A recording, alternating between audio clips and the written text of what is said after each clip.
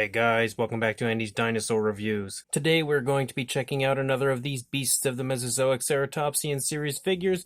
We are now winding down to the end of Wave 2 as we only have this and one more left. This is the Cosmoceratops, and this is a really cool figure overall because there aren't very many figures of this species out there, so it is nice to have one here included in the Ceratopsian series from the Beasts of the Mesozoic line. So I'm also quite certain it's going to be the best version out there currently, because why wouldn't it be? It's a Beasts of the Mesozoic figure.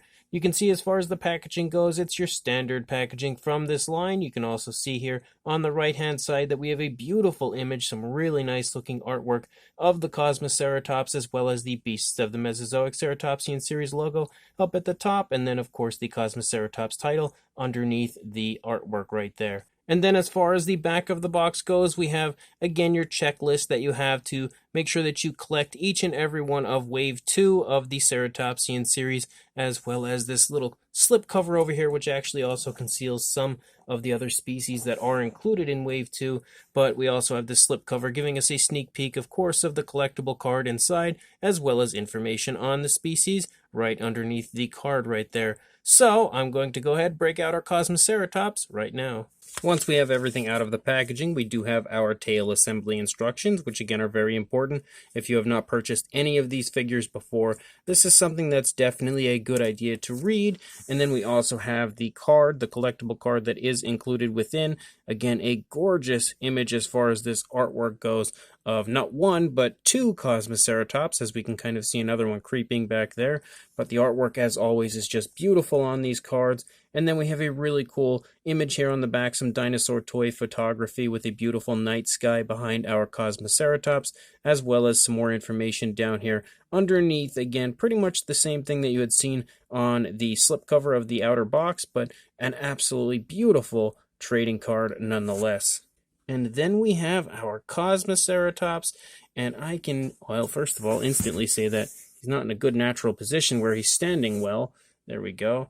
I can definitely say that without question, this one is just gorgeous and may have just instantly and very quickly risen to the top as far as my favorite overall, because the paint application on this one is just superb. Like, it really looks super realistic and lifelike, especially up in the face. Like, the paintwork up there is just gorgeous. And again, I've stated numerous times that I usually like darker paint schemes on my Ceratopsians, and this one's a really good example of that because there's a lot of darker colors on it. However, there's also some lighter colors with, some reds and yellows, and even what appears to be a little hint of like a purplish pinkish type of a color there as well. So there is a lot on this that kind of has a little bit of a flashy look to it, but at the same time a lot of darker tones. And overall, I think it just looks honestly picture perfect and super appealing to the eye, at least as far as what I personally like. So we're going to go ahead and jump straight to the closer look at it right now.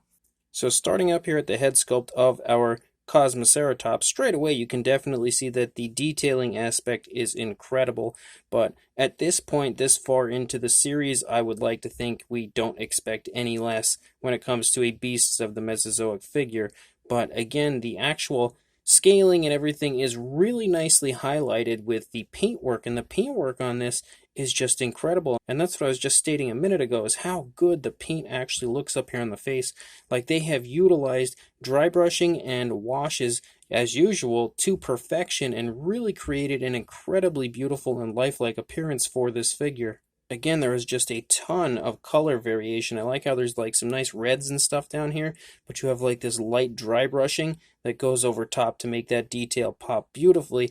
And then right here we have a really cool area of red with a yellowish wash, which looks really nice. And like right here in the face, it just kind of gives you a really good example of what I've been talking about when I say that they utilize dry brushing and washes perfectly. And you can see both of those right here in one area of the face, and again, it just looks incredible the way that they painted that. We also see some light like pinks and stuff here in the face. You also see a little shade of yellow right here back behind the eye area. You can see the eye itself is painted with a yellow.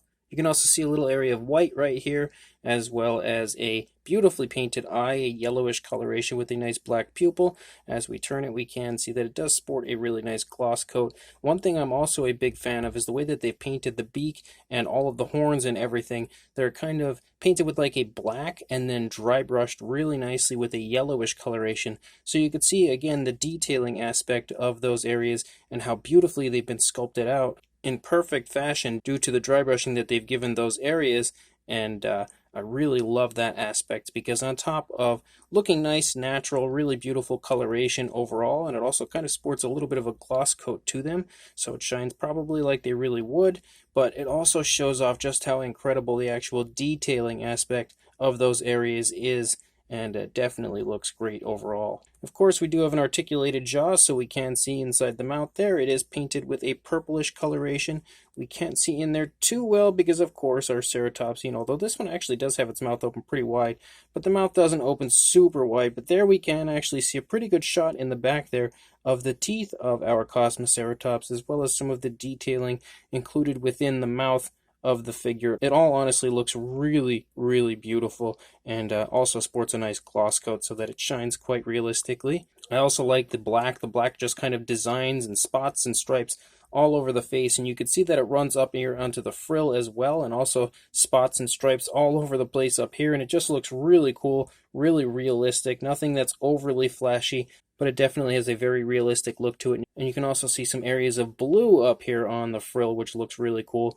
The horns up here that you see, those kind of bent in horns that you see up here on the top, are painted with a different shade of color. Like you can see these are more of like a yellow, these are more of like a tan or a light brown.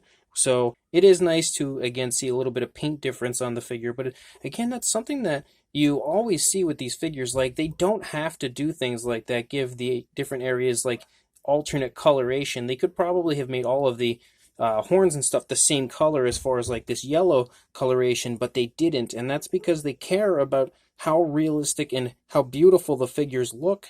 And again, like I always say, they make sure to give you a lot of bang for your buck, which you can see continuously in these figures. And you can also see that it transitions to like a blackish coloration as you get to the back of the horns, leading into the back of the frill. The rear of the frill is painted with a mixture of blacks and blues, like a really dark blue you can kind of see back there. The detailing aspect as well looks just incredible, like it always does. Once you move down into the neck, you can again see some more of those blues right here showing up. There is quite a bit of that throughout the figure, and it's a really subtle blue that you almost don't even pick up on. Like from a distance, it almost looks like it's mostly all black, but it seems as though they've actually dry brushed that blue over top of the black in a lot of places, so it shows up really nicely once you shine some light on it. There also appears to be a really nice brownish wash up here in the neck region. You can see a few osteoderms and stuff poking up here and there. Beautiful sculpting to the neck, very nice structure to the neck, and you can also see like the throat down here is really nicely elaborated. A beautiful dark wash is included throughout pretty much every area of the underside. You can see it like within the reds and stuff. It looks really nice. As you move back here into the body, you can pick up on the shoulder blade a little bit right there. That is quite nicely defined. The dinosaur has some nice girth in the stomach, so it looks nice and healthy overall. As you move down into the front leg, the scale detail continues to look beautiful, and it also has a really nice reddish coloration, and they've dry brushed some lighter colors over top to make that area pop beautifully, which is something that they usually do, and I love that they do it. As you lead down further into the leg, you can see more of that blue, and it also transitions to like a mixture of like a reddish coloration and a light kind of a tan. Like it seems as though that the tan is the primary color down here in the lower part of the legs, and they've given it like a reddish wash, and it looks really cool the way they've done that. Beautifully painted nails as well, and they are gorgeously glossed to make sure that they look like they are 100% real toenails. Moving back up into the stomach region, you can again see the actual texturing to the skin is about as lifelike as it gets. Really gorgeous looking overall as far as the detailing and fine detailing, I should say, aspect. You can see more of the osteoderms poking up here and there, as well as a line of ridges that run along the spinal column. The hip bone is nicely present back here. You have some beautiful looking musculature in the thigh region, as well as the calf muscle is really nicely present down here. And again, you can see some nice variations of blacks and browns and reds included within the leg. Even again, that lighter reddish wash down here as we transition to that lighter color in the foot. It just brings that scale detail out in such a really nice and realistic way. And the toenails, yet again, are painted to perfection. There is no sloppiness at all. And you can see just how beautiful that foot sculpt looks. Again, the toes are really nicely elaborated on the foot sculpt, and everything looks, again, really beautiful down here also. And then once we lead up into the tail, you can kind of see like some skin wrinkles and stuff back here. But once we lead out into the tail, you can see the darker blues and blacks kind of striped down. There's a few spots of like that reddish coloration, as well as a nice light off-white here for the underside, before the tail transitions primarily to that darkish blue coloration, which looks really nice. Again, the actual scaling out here onto the tail looks incredible as well. Once you lead down here to the underside, you can see the cloaca is present. And as we run through the course of the underside, you can see that everything, again, sculpt-wise is just phenomenal, but the detailing is actually brought out beautifully with a really nice light, kind of a pinkish wash down here. So it's amazing just how much, again, paintwork they include on their figures. Like, they really go the extra mile as far as making sure that there is a ton of paint variation with your figure. Whether it's dry brushing, just the primary colors, washes, there's just tons and tons of paint, and you honestly don't realize just how much is included until you get the figure in a nice light and take a look at it. Again, trust me, you'll be blown away by how much paintwork is included in your figure.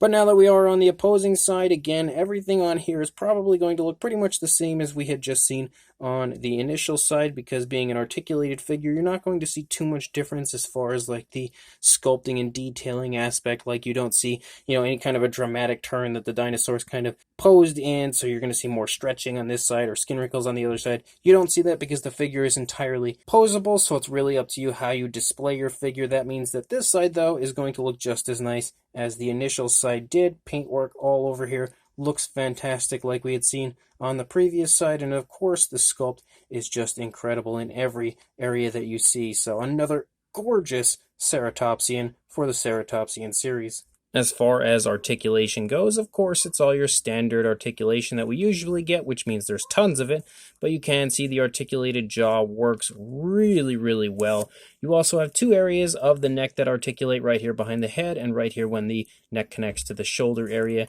and you can see it really nicely articulates to allow just tons of possibilities as far as posing your Cosmoceratops. And then once we get back here into the body, you can see we have an area right here in like the shoulder area that moves really beautifully, as well as the elbow and wrist. The elbow articulation does work really smoothly as well, and the wrist articulation works great as well. You can also see it kind of swivel, and then it can actually move down and up. Like, there's a lot of posability, pretty much unlimited potential as far as displaying your figure. You also have articulation here in the midsection, which can, turn a little bit and make your dinosaur do all kinds of poses. You also have articulation here in the hip region, as well as the knee, which some of these joints may be a little stiff, but a little hot water or a hair dryer will warm them up and loosen them up a little bit. And you also have two areas of articulation in the ankle area, which I don't know, that's a little bit stiff. I don't want to move this one yet. That definitely needs to be hit with some hot water. And then you also have down here, which does swivel, and then again moves up and down and stuff like that, just like the initial one did in the wrist area. And then you have articulation in the tail, which can go down, up, left, right, all over the place, including a swivel. So lots of articulation for the Cosmoceratops. If we can get it standing again in a nice natural way, we will get a measurement. So for a length, you are looking at right around the 10.5-inch range, maybe a little bit over, or about the 27-centimeter area. And then for a height to the top of the frill, you are looking at about a hair under 4.25 inches, or around 11 centimeters. For a size comparison, there is Mr. Papo T-Rex, the Attack Pack Colovosaurus, and Robert Muldoon from the Mattel Jurassic World toy line, next to our Beasts of the Mesozoic Cosmoceratops, and you can definitely see, again, a good idea how it sizes up with the other figures you see before you. A really nicely sized figure, although it is definitely one of the smaller ceratopsians from this line, but you could definitely get a good idea of the size overall. And then for a second size comparison, we have some of the other Wave 2 ceratopsians, as we have the Wendyceratops and Avaceratops next to our Cosmoceratops. And you can definitely see pretty much what I was saying. It's a little on the smaller side as far as these figures go, but even being a smaller of the beasts of the Mesozoic Ceratopsian series figures, it is actually still really quite large. You can definitely see it's larger than the Avaceratops, but smaller than the Wendyceratops. So this Beasts of the Mesozoic Wave 2 Ceratopsian series Cosmoceratops is a gorgeous figure and easily one of my favorites of Wave 2. I honestly don't know exactly which one is my favorite, probably the Regaloceratops, but this one is definitely a close second and I'd say almost tying the Regaloceratops, but it is just gorgeous. Like, I really, really love the sculpt of this figure, and I always love the sculpts of the Ceratopsian series. Every single one has just been perfectly and beautifully sculpted in every way. Again, being a Beasts of the Mesozoic sculpt, you know it's going to be incredibly highly detailed. You will never find anything short of a very highly detailed sculpt, and that is quite easily viewable here looking at it. But yet again, they do another fantastic bang-up job as far as the paintwork goes, and making sure that the paintwork complements the sculpt and the sculpt complements the paintwork. They really do a great job of using the sculpt itself to make the paint pop and the paint to make the sculpt pop. Like, they just worked so well together. And again, the Beasts of the Mesozoic line always capitalizes on washes and dry brushing better than any company that I've ever seen do it. Like, they really do a fantastic job on that aspect of their paint jobs. And again, the paintwork honestly looks really nice and really natural, very realistic overall as far as the application of the paint, but also in general the paint scheme that they've gone with is just, again, really, really realistic looking as well. It's something that I could definitely see on a real living Ceratopsian, because although it does have a little hint of flashiness, for the most part it's darker tones like I personally usually like to see. And again, it is so beautifully applied with many different tones of color, with like reddish, blues, and whites, and there's just so much as far as the different color variation to this figure, even little hints of yellow in certain spots and like pinkish areas. Like, there's just so much going on, and once it's all applied to the figure, it just looks incredibly beautiful. Also, you have, of course, the articulation, which allows so much posability with your figure. Again, really making these Beasts of the Mesozoic figures like the ultimate as far as a dinosaur figure goes, because although we have had some articulated dinosaurs before, we've never had articulated dinosaurs this good, or this articulated for that matter, and I really must commend the Beast of the Mesozoic line and David Silva himself, again, on doing an incredible job on every single one of these, but definitely on this Cosmoceratops, because again, I'm completely in love with this figure. So if you would like to pick this up, I will include a link in the description to where you can do just that on the Creative Beast Studio website, so make sure you check the link in the description. Go pick this figure up because it is gorgeous, and make sure you like, comment, and subscribe, and I will see you in the next review. Thanks for watching.